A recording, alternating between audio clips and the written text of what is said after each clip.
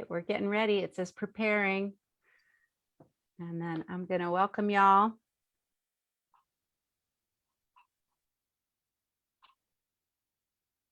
All right. We are live on Facebook tonight. We're talking with 3 YA authors. And I am going to mute my sound on here. Facebook tonight.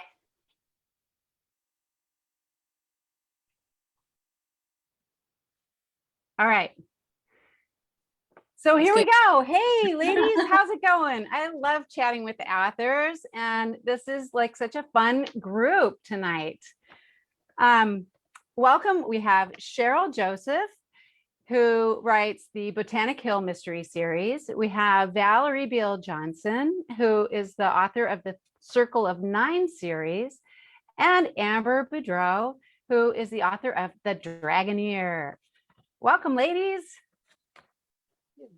Thanks for having us. Yay. Yeah. Nice So to be here. this is really exciting. I'm really curious about genre writing for younger readers, right? And so I want to introduce a little about each of your books. Okay. So Amber's Dragoneer is it's about when 15-year-old Moira Noble stumbles across a cave and a dragon in the need of her help. She unwittingly forms a link to it and becomes a Dragoneer. Now she must keep Zephyr safe from an escalating troll threat, because if she fails to help Zephyr find a way home, it won't be just the life of her dragon on the line, but hers as well. Sounds awesome. Cheryl Joseph's Botanic Hill mystery series is about 4 young sleuths who begin to unravel a sinister plot involving, this is just book 1 I'm telling you about. The 4 young sleuths begin to unravel the sinister plot involving an ancient Egyptian burial urn, a room full of venomous snakes, a poisonous Egyptian pond, and a dragon pit man. The mystery takes a dangerous turn. Answers are at their fingertips if they can only convince their parents to let them solve the case. And Valerie Beale is the author of the Circle of 9. When Bridget Quinn is shocked to learn that she's a descendant from a legendary Celtic tribe, the powerful people who serve as guardians of the stone circles of Ireland. A spellbound book of family history reveals the magical powers of her ancestors, powers that could be hers if only she wanted them. And when someone sinister tries to steal her family's strength, Bridget has to make a decision. She has to fight to keep her unique heritage or reject it for the normal life she's always wanted. So these are very exciting books, ladies. I'd like to just start with a really generic question and ask Amber, what was the inspiration for your book? Oh, all right.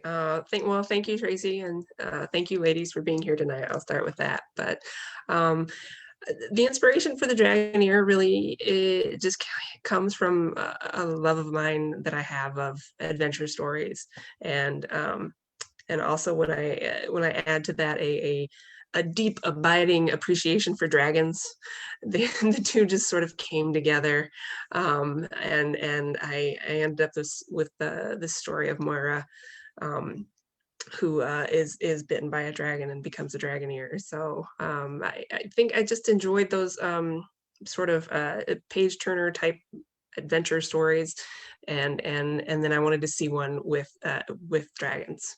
So that's very cool. What about you, Cheryl? What was your inspiration? Well, I always loved ancient Egypt as a child, and I read every book I could get my hands on about it. And I also loved ponds. I'm not sure exactly why, but I just always found them very beautiful. We have a gorgeous lily pond here in San Diego. I should say, I'm not actually in San Diego right now, so I shouldn't say here in San Diego. My hometown is San Diego, in Balboa Park. And I just always loved being by that. And so I kind of meshed the two ideas with the pond and the ancient Egypt and got the Egyptian pond that figures quite prominently in the book. So that's where that came from. Cool. And Valerie?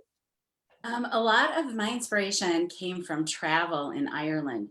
There is the subtitle of my first book is Beltany, which is an actual stone circle in County Donegal, Ireland. So I was fascinated by that location, and I was really wondering about the people who might have lived there and built those types of things. About 5,000 years ago, when stone circles and portal tombs and all these cool places in Ireland were built.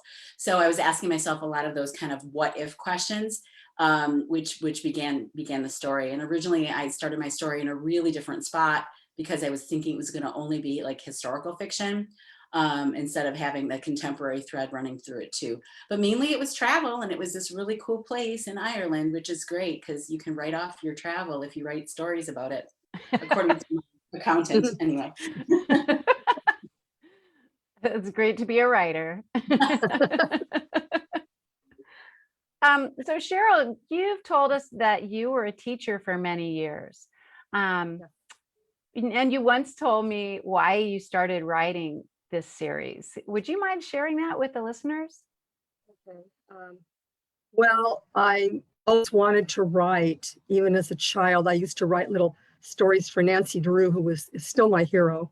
But when I was teaching, one afternoon after class, I was sitting at the back table, grading some papers or getting lessons ready for the next day. And a bunch of my kids had stayed after, as they often did, and they were just chit-chatting with friends in the classroom.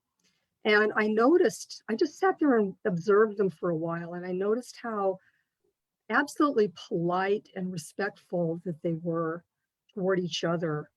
They also they were very intelligent, and they seemed to have the world by the tail. It just looked like they had every possibility going. And I remember thinking, wouldn't it be great if somehow I could bottle that and give that to every child in the world? And so that's where the little idea, the grain of an idea for my 4 Botanic Hill detectives came from. Each of them is modeled after a child that I've known. Or some of them are a composite of children that I've known or taught. And I've tried to imbue these detectives with all those qualities that I would love to see every child have that I was describing. So my detectives, I see them as role models for kids. And kids need role models in the world. Some people call them heroes or role models, whatever you want to call them, but I think they're important for kids. And I think kids often read looking for role models. Yeah, I think that brings up a really important question too, because I wonder if do you think young protagonists need to have like special abilities to appeal to readers? Are you still asking me or someone else? Anybody? Oh. Any of us can jump in. I was gonna say, I don't think so. I mean, I read a lot of young adult novels, and I really appreciate the stories that are contemporary with problems that aren't going to be solved by magic or fantastical elements. But I write with fantastical elements and magic in my stories because I also like to read that. But I equally enjoy contemporary things. I think sometimes maybe it's easier. You get to solve problems in an easier way if you can, put some magic into the story. But I don't think it's necessary at all. And in fact, I think is particularly for the teen audience, contemporary books are very, very popular right now. For instance, like John Green novels. He's a very popular writer, and he definitely does not have magic and fantastical elements in his stories. So. But the characters, I really believe, should be, role models like Cheryl, like you've said too. Some of my characters well, actually all four of my detectives have various abilities, but they also have some, I don't want to call them disabilities. They have some areas of weakness. And I think that makes them real. And I think when characters are real, that appeals to kids. I don't think kids want to see every character looking like a superhuman. They want to see people, they want to encounter people who are like themselves with all their flaws and exposed and whatnot. And so kids often read to find answers or solve problems. And so if they see a character struggling through something and succeeding, I think that gives kids a lot of power. Well, isn't that why most people read? You know, to solve a mystery of some kind or another, right? Right. Yeah. Agreed. Agreed. I think I would agree with them and say I don't think your characters need a special ability. They just need to be able to relate, and yeah, they don't necessarily have to have a anything a special power or anything like that. Yeah. And Valerie, your book, and well, and yours too, Amber, a little bit, are a little bit like coming of age stories. And why do you think that stories like that are so important for young readers? I think they're important for all readers, actually, because I enjoy reading those kinds of stories where the characters are at that jumping off point in life. And it's so, there's so many possibilities, and the potential for where they can go has sort of special energy to it. So I think that's why a lot of adults like to read young adult or teen novels too. But I think for me, I think it makes sense. It's like the rite of passage as you're coming into your own decision making and where you want your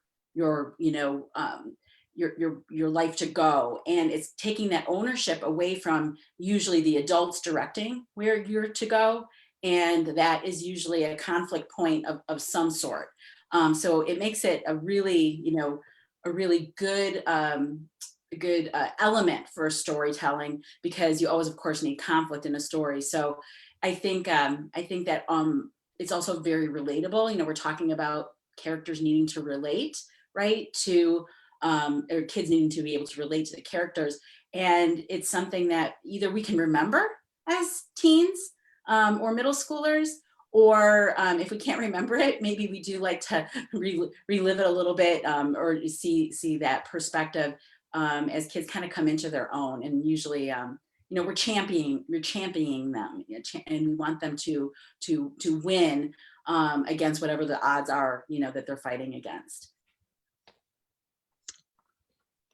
Agreed. Yeah, they at least in the Dragoneer here, Moira is she's 15 years old, and it has just turned 15, and she's really coming into her own and having to really take on more responsibilities, and on top of also having to take care of an honest to goodness fantastical creature. So I think it's important that you have to be able to really relate to your character, because you kind of want to see how they do that. Like I don't personally know any dragons, but just in case, I'd be curious to see how she goes about that. So that's where that comes into it. So yeah. A dragon could be a metaphor for anything that absolutely could be problematic for kids. Could be, yes. Yeah, and your kids are solving these like real true crime mysteries. Yeah, my detectives are 13, and like Nancy Drew was 18 forever. My kids are going to be 13 forever. I often get asked that, are your kids going to age in the stories as the series goes on? And I said, no, they're not. They're going to stay 13 forever. That's just the way I want it to be. But yeah, they're solving serious crimes, and they all bring their various talents to bear on this. My stories are technically for middle grade, which is ages 9 to 12. So I'm a little below, I think, where Valerie and Amber are with their readers, their audience. But I've had teen kids read the books. I've had a lot of parents read the books, and they really like them. So I think as with Valerie and Amber, I think there's a little something there in the books for everybody. Hopefully. Yeah. Yeah, no, I think you're right. And that's like sort of a universal appeal too, don't you think? Yeah. So let's talk about genre for a moment.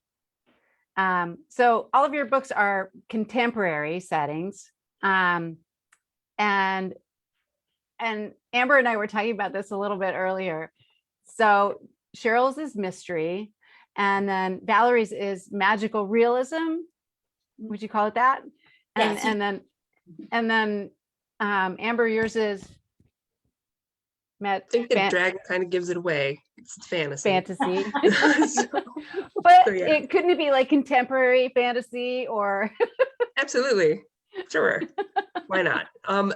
Yeah, and maybe Valerie wants to jump in here with the what she thinks of the difference between fantasy and magical realism, or if they're the same, or there's a meeting of the two, or if they're just two separate things in your mind. You tell me, Valerie. Well, and so I cross list my book as fantasy. Okay.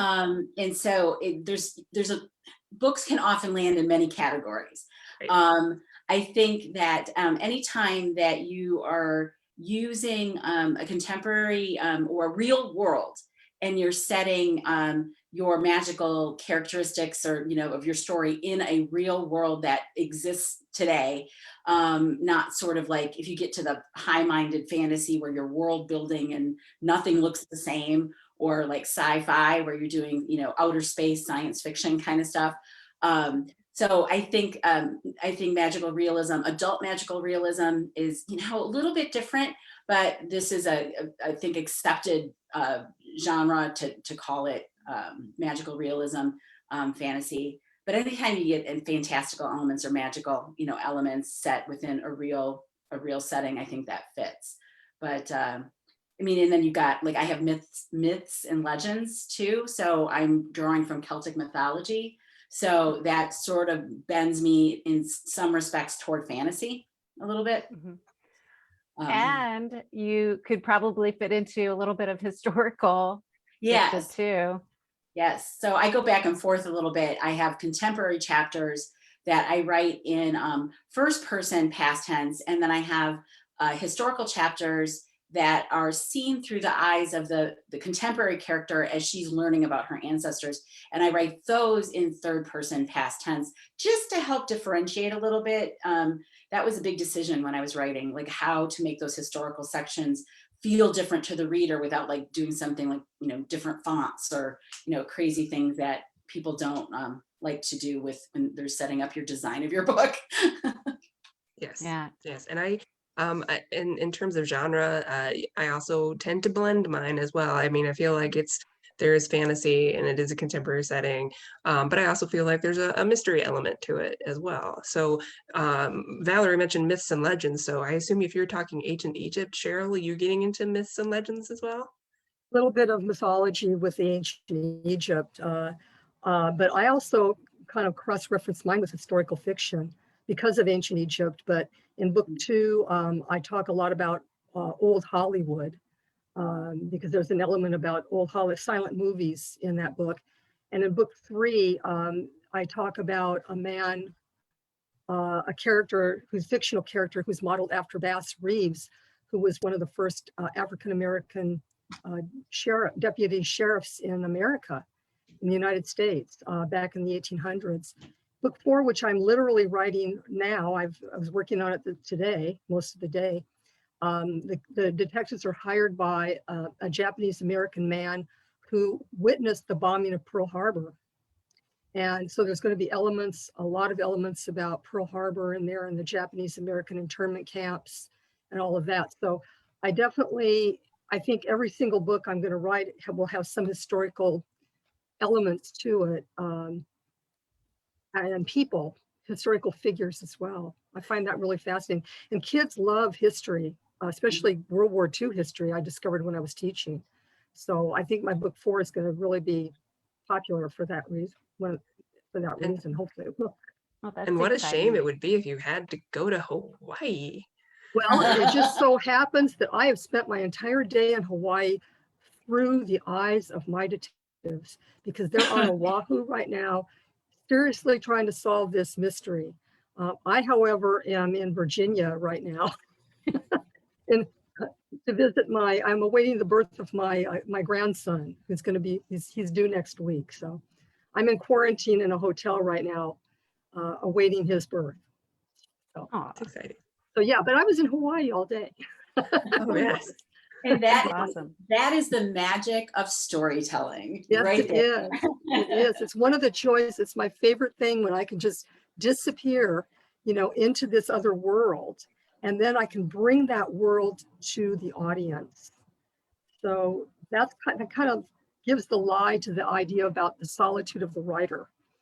You certainly have solitude. I certainly have solitude right now in quarantine. I'm loving every second of it.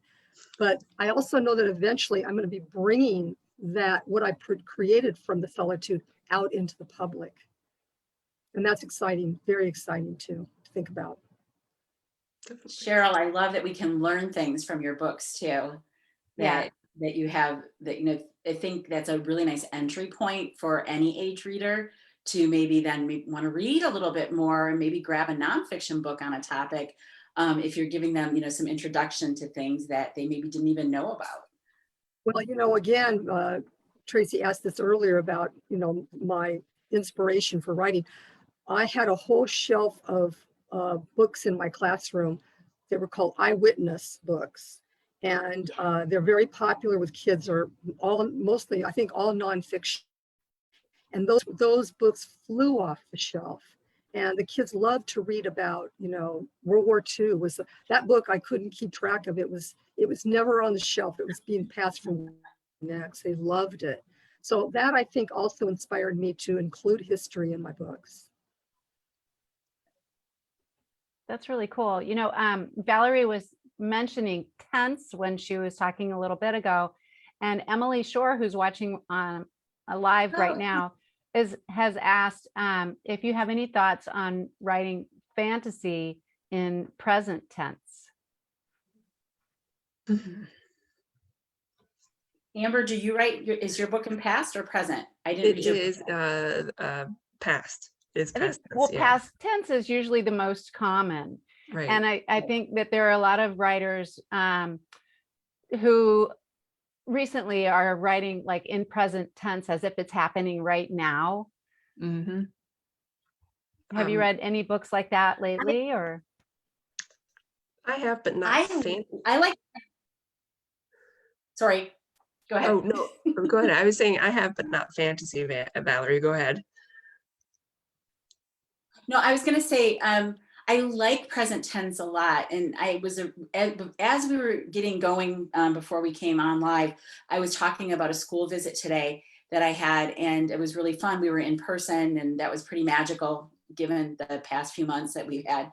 And I was giving an example of a short story written from two different, tenses. One was past tense and one was present tense, but I also was doing point of view. One was first person, one was third person. And we talked about the immediacy of present tense.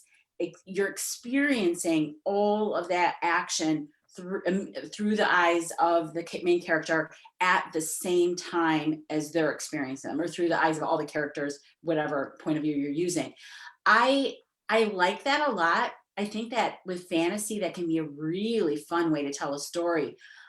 Sometimes with contemporary stories where there's something maybe tragic and hard that the character is going through, that's got maybe a bigger emotional punch that it's in present tense than maybe you want. Sometimes you maybe want to be slightly removed and be in past tense because then the person made it through, right? If they're able to tell the story. So I think it kind of depends. It depends on well, it's really up to the author, really. But I really like I like present tense. I don't gravitate to it, but sometimes I rewrite my work in present tense. And I think sometimes it benefits from switching over. Do you ever switch, you guys? I don't know if either of you have ever switched back and forth. I do not. I haven't. I can see how maybe like rewriting it if you're having a problem with a section or a specific scene, rewriting it in present tense might be super helpful. I have not done that myself. No. How about you, Cheryl? No. No. Okay. No, Cheryl, you went mute for a minute. I don't know whether it's just the internet now? there. There you There we go. go. Yeah. Okay. Yeah. No, the answer was no, I don't do that either. Yeah. No, Emily was saying she writes present tense fantasy. So she's curious why the standard is past tense, but wonders if present tense is really trending. And that I couldn't say, I mean, especially in the like young YA genres. I think present tense is trending for contemporary YA. I guess I'd have to look through some of my books here and double check now whether any of the other fantasy stories are kind of coming out more in present tense. I think that mostly they are past tense. And by the way, Emily is also an author. I know Emily. She lives in the Twin Cities. I'm giving away all your secrets, Emily. And she writes really wonderful books. So if there's other people hanging around here that would like some other good young adult novels, check out Emily's books. Cool. I was going to say, Emily is just going to have to be the first who writes the present day fantasy contemporary in first person. There you go. There's her. Yeah.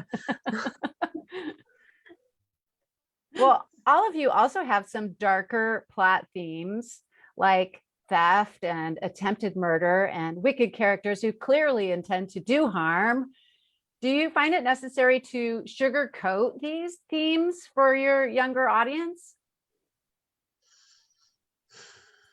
I'll start with that one. My books are technically considered cozy middle grade mysteries, and the definition of a cozy mystery is no blood and gore, no dead bodies on the floor in the scene. So yeah, I guess in that regard, I sugarcoat. I think there's enough violence in the world, so I don't really want to. I don't really feel that. I kind of think it's gratuitous violence to bring that sort of thing into my books personally. So I don't do it. I kind of believe like Alfred Hitchcock does, where sometimes the most suspenseful thing is what you have to imagine, not what you see on the screen or in the book. You have to imagine it. So I try to leave some of that up to the imagination of my audience. Isn't it always worse when you imagine it? I think so. I think so too. I think so. Yes. Mm-hmm. So what about you, Valerie? What do you think? I also write middle grade novels too. So they're not published yet. And I have some novels for that age group, that's 9 to 12, like Cheryl was saying, that deal with some pretty tough issues. One of the books is a contemporary novel that has domestic abuse, an abusive family life at its heart. I think that you're right. You have to be a little careful with how you present that. But if you're talking about real world things like that, there are kids who know about this and they experience it, unfortunately. And so you want to be providing, them with a story that they, that maybe has some hopeful elements too, but something they can relate to. So it's a little tricky. And there's quite a few articles written about tackling tough, subjects for the younger reader. Even picture book, obviously, too, sometimes tackles tough topics so that kids can, use, like books on death or losing a grandparent or, things like that are upsetting, but to put them into a story that is relatable, that helps them, too, to deal with all the feelings that they're having. For my teen writing, I don't necessarily worry about that. I mean, truly, the way a genre is defined is by the age of the protagonist or the main character. So you can have really super edgy teen stuff that's got a lot of sex, a lot of swearing, a lot of gore, whatever. And you may not be everybody's cup of tea, but you can do it. I personally am not comfortable with that, but I do have baddies in my book and villains who do bad things who it's not sugar coated all the way through or anything like that. Although I fade to black on anything intimate, shall we say. I can't handle writing that. I've tried, but I'm probably not in the right genre if I think I should be writing that anyway. So. Yeah. Somebody has commented, Sarah Lynn asks, she says, recently S.E. Hinton turned down a huge offer to publish her book, The Outsiders, in a graphic novel form. How do you feel about the popularity of graphic novels and their impact on the middle grade reading experiences? I just recently read, as research for my book 4 about Pearl Harbor, George Takei's book, They Called Us Enemy, where he discussed being in the internment camps during World War II in Arkansas for 4 years of his life, from age 6 to 10, he spent there. For those of you who don't know who George Takei is, he used to be Mr. Sulu on Star Trek, on the old Star Trek show. He's quite a social activist now for Japanese American rights, Asian and Pacific Islander rights, which is very timely right now, by the way. And I really found his graphic novel very compelling. And I read it through the eyes of a child. I thought, a child would really want to could tackle this subject through this book because it was done as a graphic novel. And I think it also depends on who your illustrator is. He happened to have a fabulous illustrator. I think that really helped as well.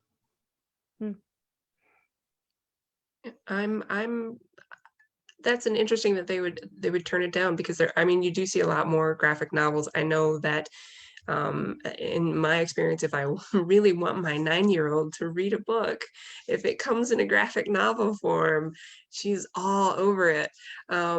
Whereas if there aren't any pictures, it's a little bit of a harder sell.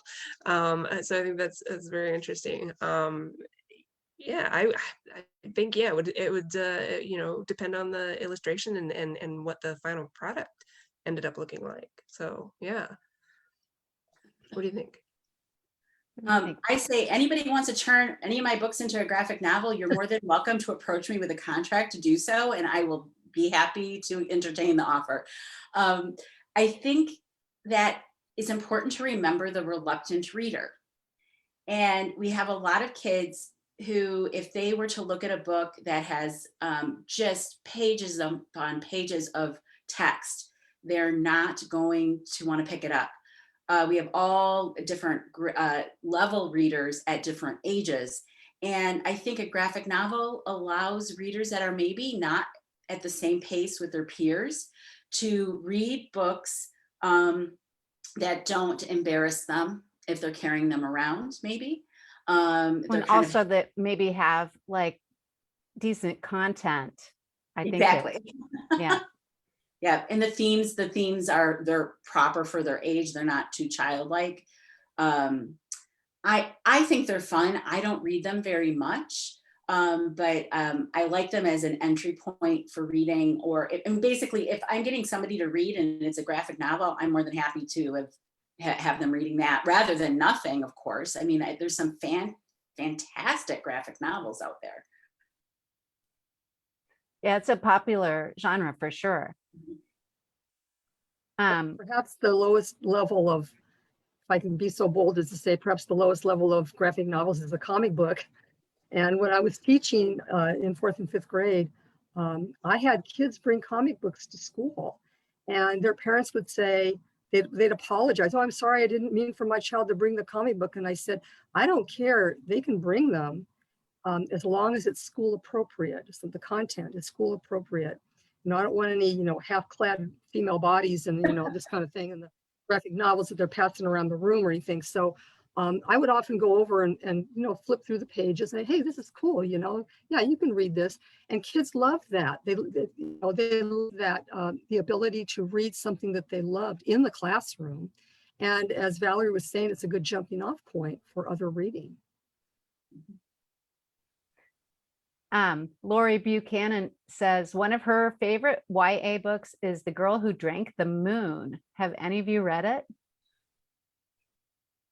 It's in my to be read stack. I've got it. I own it. I haven't read it yet, Lori. We'll talk. I'll read it and we'll talk. I'm sure Lori's read it though, She Yes. has. probably at least twice. Yes. So marketing is different for this genre, clearly, because your buyer is not necessarily going to be the reader. So is it harder to reach your audience with marketing for these books? I find it is. I have a friend who writes for adults, and she has so many more opportunities than I do to approach a reader, her readers. And with the pandemic that occurred last year, it started 1 month after I published my first book, The Nutmeg Street Egyptian Secrets. And I was all set to go into classrooms and do book signings and that kind of thing, or to libraries where I could hook up with kids, and it didn't happen. And so that's been a big draw. We'll see what happens as we start coming out of the pandemic now, but I have a monthly newsletter, and I try to gear it toward kids and teachers and librarians and even parents of young kids. So I'm hoping that all of that helps. Well, and you recently wrote in one of your blog posts about a little idea that you had for marketing when you were in quarantine. Cheryl? Yeah, I'm trying to remember what I said. It was about the sidewalk chalk. Oh, the sidewalk chalk. Yeah, I during the pandemic, I put a big poster in my front window, and I bought some colored chalk, and I wrote a big sign in my driveway, and I gave away my books for free to teachers and kids and parents and grandparents. And I gave away over like hundreds of them away because I couldn't. I thought, what the heck? I've got these books in my house, and I can't do book signings, and I'm trying to develop a readership in some way. And so that's what I did. And I have since had some of the neighborhood kids come up and literally knock on my door and say, okay, when's the next book coming out? And I'll hand them book 2. Or now I'm getting, when's book 3 coming? I said, November 9th, So, it's fun. And I got to meet a lot of the kids and have a little conversation, across the porch with them during the shutdown. So it's fun. That is cool. And Amber, your kids are maybe just a little bit too young for your books. A hair. Actually, I'm in the middle of reading The Dragoneer to my daughter, who is 9, going on 13. No, she will be 10 in June. But we did start reading it, and now when it's our night to read or whatever, she'll ask me to read. I was like, all right, are we reading? What are we reading? Are we reading The Dragoneer? Are we reading something else? And she's like, The Dragoneer. I'm like, okay, wait, are we just reading it because it's mom's book, or because you like it and you want to see what happens? She's like, I like it and I want to see what happens. I was like, okay, all right, just checking. All right, okay, so we'll keep reading. So it's coming along. So the 9-year-old likes it, but yeah, the little guy is probably quite a bit young for it just yet. But yeah, other than marketing to my own kids, yeah, there is that it is a little harder to find your young readership and to connect with those younger readers, I find as well. But maybe Valerie, I mean, today she got to talk to real kids, so I'm impressed. Crazy business, real in person.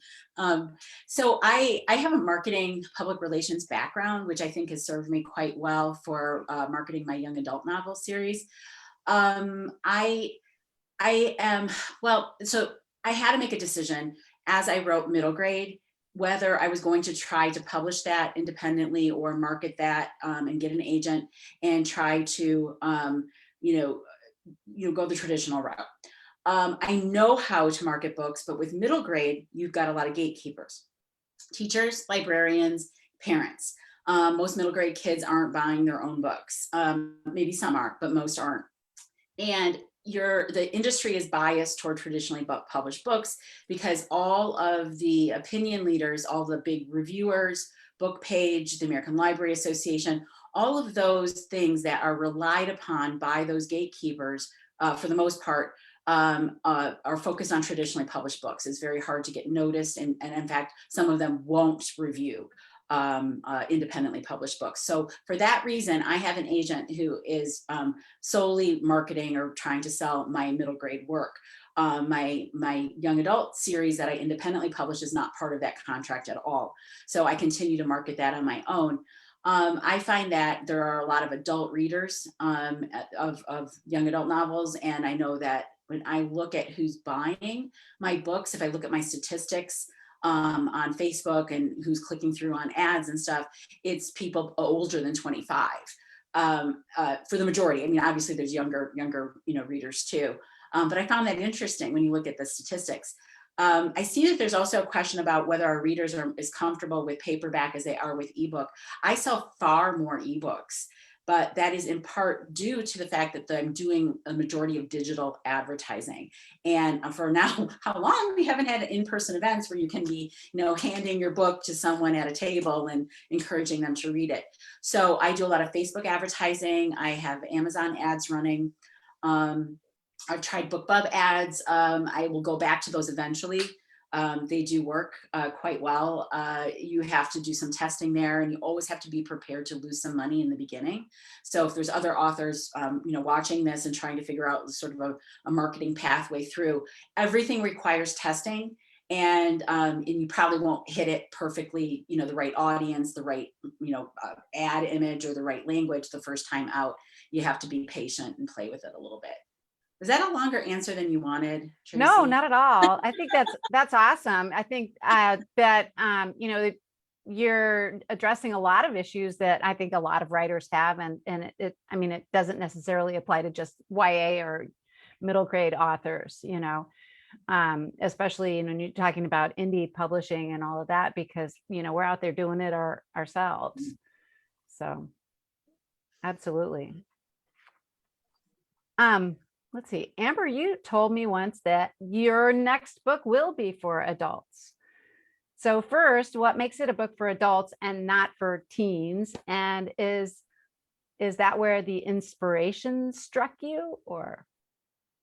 Okay, well, I think Valerie mentioned it earlier. The age of the book is basically based on the age of your main protagonist, Right. And this is an urban fantasy where the age of the protagonist is in her 20s, that we know of. So that automatically just takes her out of YA and out of even NA, or new adult as they might call it, because she's not really dealing with those sort of first job or first college experience or anything like that. So it sort of takes it out of that as well. So that's what makes it for adults. Right. And I tend to write fairly cleanly. I don't, not a lot of, we mentioned gore and things like that, and it's like, okay, bad things happen, but I tend not to dwell on those. The darkness. So I'm not saying that that it might not be suitable for a younger reader, but certainly there are more adult themes in that book, and that comes out next February, and it's urban fantasy. So yeah. But and I wonder if that like crossover, like Valerie, you mentioned that you're seeing a lot more old, like 20-something whatever readers for your books. Maybe they're interested in the historical or the witchcraft element or something like that. But and I also found that Cheryl's books were great to read as an adult, just because they're so fun, and the kids are such great characters. Sarah Lynn writes again, you've spoken about some of the difficulties, but what is the most rewarding part of writing for young people? Anybody want to take it? I can go ahead if you want. The best, it doesn't matter who you're writing for, what age group. When someone says that they read your book and they loved it, and they maybe even just give you a specific reason, it was because of and it's usually something that you really like about your book too, because there's those good parts, or those scenes where a character does something and you're like, you know when you nailed it, right? As a writer, those parts. So basically that's it. I mean, you don't have to be famous. I had a kid ask me today, are you famous? No, I am not famous. But I said, I would always ask this question too. Would I still write my stories if no one read them? And I'm a writer and I would always still tell my stories. I'd be sad if no one read them, but I would still write them. But really the best part is when someone says they loved what you wrote. And it makes you feel good. You've hit it out of the park, at least for one person, right? Cheryl, what about you? The best part about writing for kids for me is writing for kids. I love kids. Kids have been my life as a teacher, and I have a daughter and now I have grandkids, and I think kids are some of the best people on the planet. I wish kids ran the world. They could teach us a lot. And so like Valerie said, you know, if you find even one child who approaches you and says, oh, I really liked your book, and I've had some do that, it just makes me light up inside. And it also makes me want to write more. It's very motivating. And I also know that I like to write. I just wish I didn't have to do all this marketing. I want to write. Give me time to write. I think the last person who told me they liked my book was was actually the mom of a friend of mine. So again, everybody reads YA, everybody, and not just YA, but yeah, there is something right about writing for that audience that I think we touched on that earlier, where they're just, you know, that's an age when they're on the cusp of something. Yeah, when they're really coming into their own and figuring out who they are and who they want to be, and to, you know, even give them something to read that might reflect that, just a little bit of that, is great. I think writing for YA is wonderful. Yeah. Yeah, and I think it must feel really rewarding because, you know, as an author, you have to be an influencer in a way. And just knowing that you can influence young people who are, like you said, on the cusp of something, you know, they're learning, you wonder how many kids out there don't have positive influence in their life. And so just knowing that there's something out there that they can maybe grasp, and when they say thank you, that must be just really awesome. It makes me a more careful researcher for my books as well, because I want to make sure I'm giving facts and not misinformation that's going to be down there in black and white for who knows how long. But it's important for kids to know that they can trust an author when he or she is giving this information in their books. Unless, of course, it is fantasy, then they know that. But if we're talking about realistic fiction, as I write, you know, I want my information to be correct. I spent a lot of time today researching various elements of Hawaii. Like one of the questions I looked up was, are there any sharks in Sharks Cove on Oahu? You would automatically assume there were, but there aren't. So, you know, that kind of thing, you know, you have to be, and I like to put, what kind of questions would kids be asking as they're reading my books? And I try to answer those the best I can.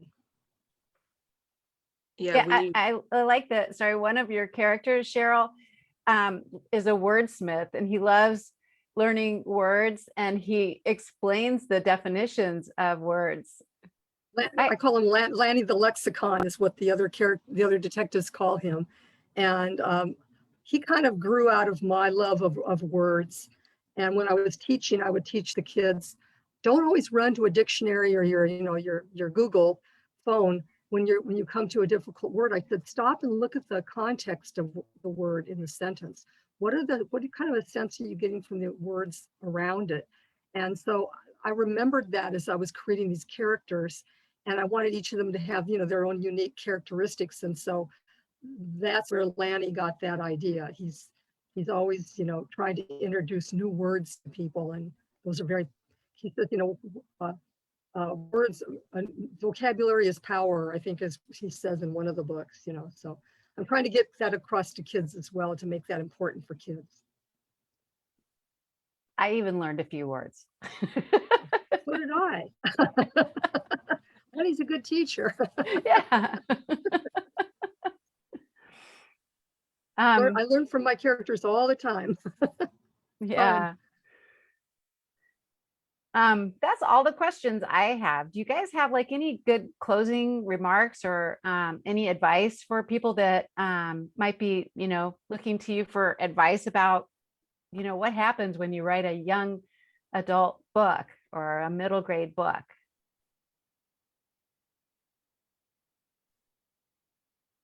Well, I would.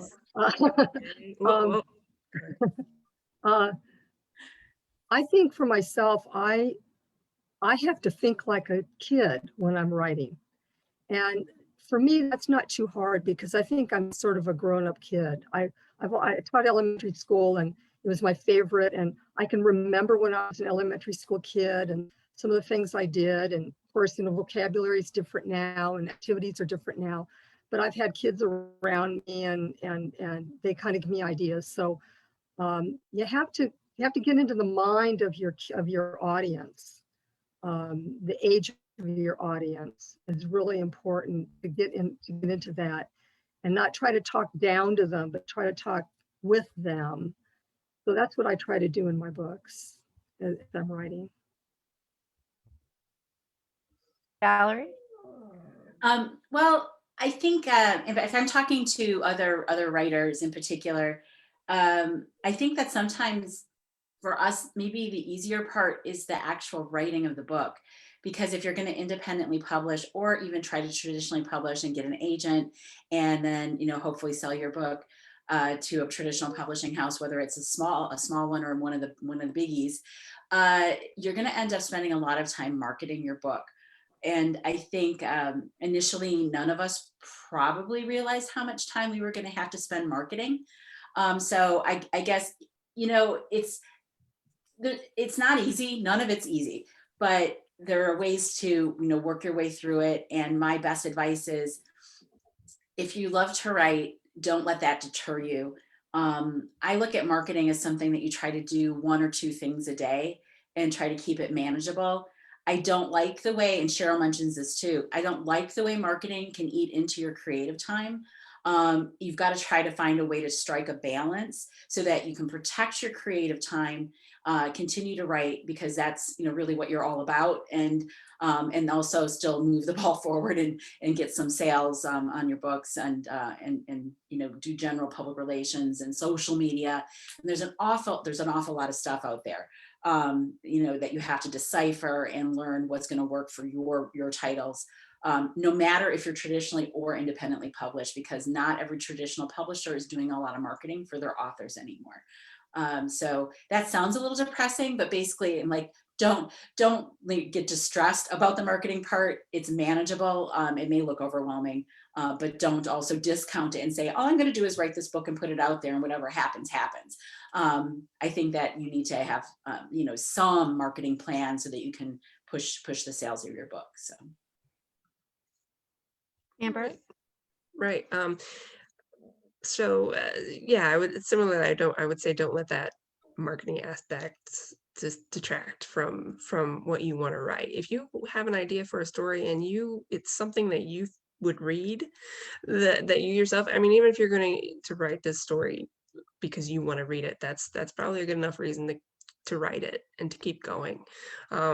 Also in terms of getting it right, I mean, and also with the younger adult audience, and in the Dragoneer, my main character has anxiety issues, so you have to explore that and research that, because it's something that you want to get right, because that your readers might have similar issues and are interested in seeing how that plays out as well. So I think to just be honest with it, and to keep moving forward and have that creative space for yourself where you can work and write, and then worry about the whole other beast that is marketing and publishing separately.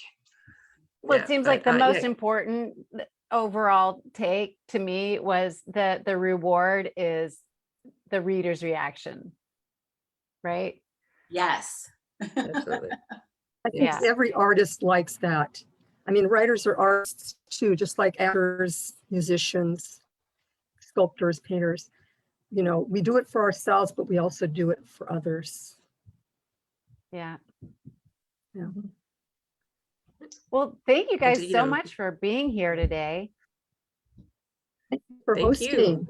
Yeah. Thank you. This has been fun. Yeah, I think it was a great conversation. And so the post will stay up on our site for a while. And